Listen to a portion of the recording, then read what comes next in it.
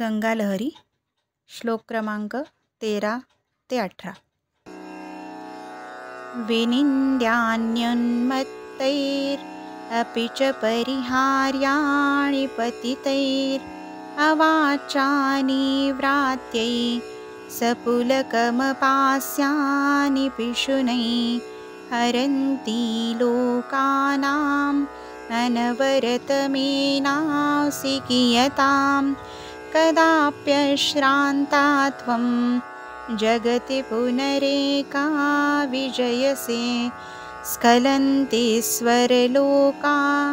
दवनितलशोकापहृतये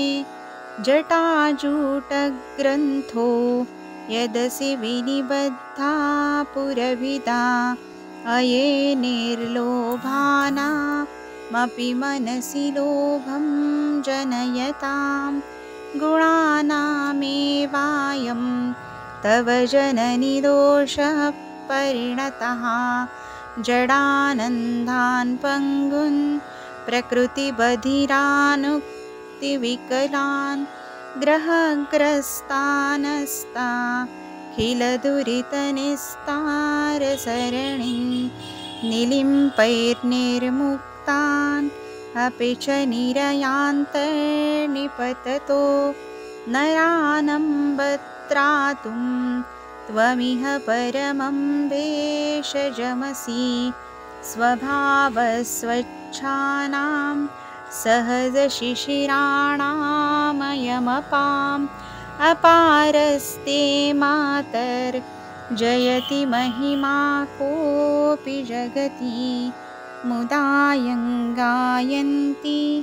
द्युतलमनवद्यद्युतिभृतः समासाद्याद्यापि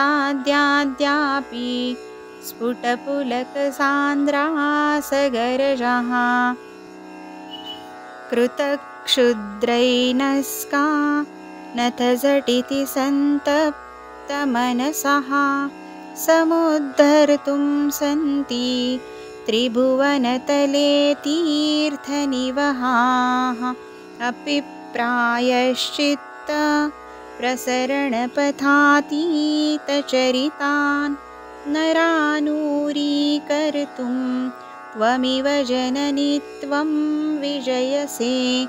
निधानं धर्माणां किमपि च विधानं नवमुदां प्रधानं तीर्थानाम् अमलपरिधानं त्रिजगतः समाधानं बुद्धे रथ खलु तिरोधानमधियां